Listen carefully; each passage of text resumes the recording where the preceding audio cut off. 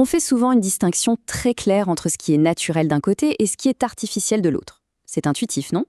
Eh bien, préparez-vous parce qu'aujourd'hui, on va plonger dans une expérience de pensée complètement folle qui va littéralement pulvériser cette frontière. C'est tiré d'un essai monumental et je peux vous garantir qu'après ça, on ne regardera plus jamais le vivant de la même façon. Alors, la source de toute cette réflexion, c'est ce texte fondateur, Le hasard et la nécessité, l'œuvre majeure du biologiste Jacques Monod. Ce qui est génial avec cet essai, c'est qu'il ne voit pas du tout la biologie comme une simple discipline technique et froide. Pour lui, c'est l'ultime science philosophique. Pourquoi? Tout simplement parce qu'elle s'attaque frontalement, sans aucun détour, au plus grand mystère de notre existence et de notre place dans l'univers. Et pour bien planter le décor, l'analyse s'ouvre avec une citation percutante d'un philosophe de la Grèce antique, Démocrite. Tout ce qui existe dans l'univers est le fruit du hasard et de la nécessité. Boum! Ça donne le ton, n'est-ce pas?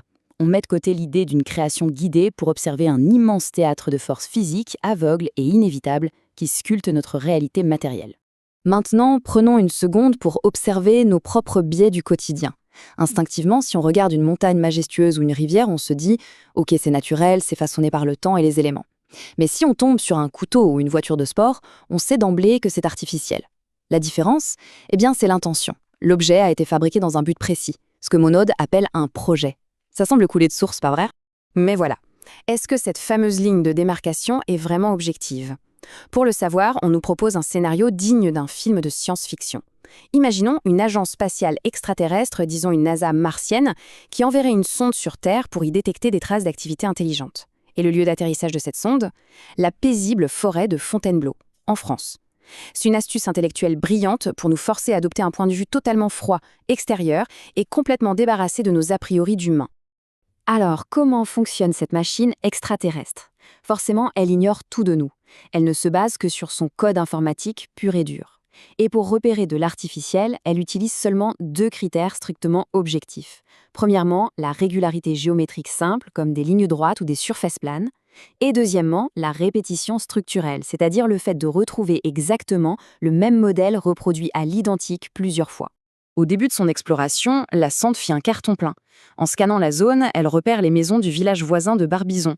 Murs droits, géométrie parfaite, hop, classés comme artificiels. Ensuite, elle tombe sur les fameux rochers d'Apremont, avec leurs formes chaotiques sculptées au hasard par l'érosion. La machine les classe direct en naturel. Jusqu'ici, on se dit que l'algorithme martien est redoutablement efficace et totalement infaillible. Sauf que la logique de la machine va très vite trébucher.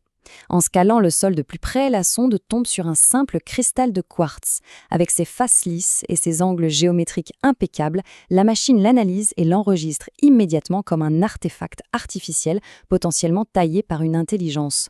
Pourtant, on sait très bien que c'est juste le résultat spontané de l'arrangement des atomes à l'échelle microscopique. Boum! Première grosse faille du système martien. Et l'ambiguïté ne fait que grimper en flèche. L'attention de la sonde se porte ensuite sur des rayons de miel construits par des abeilles sauvages. Avec leurs hexagones d'une régularité absolue, devinez ce qui se passe, les capteurs de la machine classent instantanément ça comme artificiel. C'est fou, parce que pour nous les humains, un nid d'abeilles c'est l'œuvre d'un animal sauvage agissant par instinct. Mais pour un observateur 100% objectif, cette géométrie parfaite crie littéralement à l'artifice. Et c'est là qu'on arrive au paradoxe central de toute cette histoire. Réfléchissons-y 2 secondes. Si la structure géométrique du nid d'abeille en fait indéniablement un produit artificiel aux yeux de la sonde, alors que doit logiquement conclure la machine au sujet de l'insecte qui l'a construit? C'est la question fondamentale qui fait tout basculer et nous oblige à regarder le tissu même du vivant sous un angle presque industriel. La machine braque alors ses capteurs sur l'abeille elle-même. Et là, elle découvre une véritable merveille d'ingénierie miniature. Elle observe une symétrie bilatérale quasi absolue, elle détaille une complexité structurelle inouïe, de l'architecture des nervures sur les ailes jusqu'au positionnement précis des poils sur l'abdomen. Mais le truc le plus bluffant pour la sonde, c'est que cette structure ultra complexe est reproduite avec une fidélité prodigieuse d'un individu à l'autre. Le plan de base est copié à l'infini avec une marge d'erreur quasi nulle. En appliquant strictement ces critères de régularité et de répétition, le constat de la sonde est implacable. L'abeille ne peut pas être un accident de la nature. Le programme conclut logiquement qu'il s'agit d'un artefact manufacturé d'une sophistication inimaginable. C'est quand même super ironique, une sonde spatiale ultra perfectionnée vient de classer un simple insecte comme le produit d'une industrie bien supérieure à tout ce que les Martiens eux-mêmes auraient pu inventer. Face à ce constat troublant, on pourrait se dire « Ok, Il suffit d'ajouter au programme un critère basé sur la fonction ou la performance pour corriger le tir. Essayons. Comparons le mouvement de chevaux qui galopent dans un champ avec la circulation mécanique de voitures sur une route. Eh bien, même comme ça, le résultat de l'analyse reste le même. La ligne de démarcation entre ce qui est naturellement conçu pour courir vite et ce qui est artificiellement construit pour rouler vite reste désespérément floue. Prenez l'analogie biologique ultime pour en avoir le cœur net, l'œil d'un vertébré face à un appareil photo. C'est fascinant de voir qu'ils partagent pratiquement les mêmes composants mécaniques. Des lentilles pour faire le point, un diaphragme pour contrôler la lumière, un obturateur, des pigments photosensibles. L'œil et l'appareil photo ont manifestement été assemblés de la même façon pour atteindre exactement la même performance, capturer une image précise du monde extérieur. Et c'est précisément ce constat saisissant qui révèle l'idée la plus brillante de Monod. L'unique caractéristique qui définit véritablement tous les êtres vivants, des bactéries jusqu'à nous, c'est qu'on possède tous un projet. Attention, pas un plan conscient dessiné sur un tableau. C'est une finalité inhérente, inscrite physiquement dans notre structure même et qui s'exécute à travers notre performance biologique. En gros, notre structure physique porte en elle, comme un code, la fonction exacte qu'elle va devoir accomplir. Du coup, la conclusion devient complètement imparable. Chaque objet artificiel qui existe, qu'il s'agisse d'un simple outil en silex ou d'un processeur électronique, est par essence profondément lié à la biologie. Il n'y a pas de rupture. L'artefact, c'est tout simplement le produit matériel de l'activité d'un être vivant qui exprime sa propre nature fondamentale, cette propriété projective de la vie.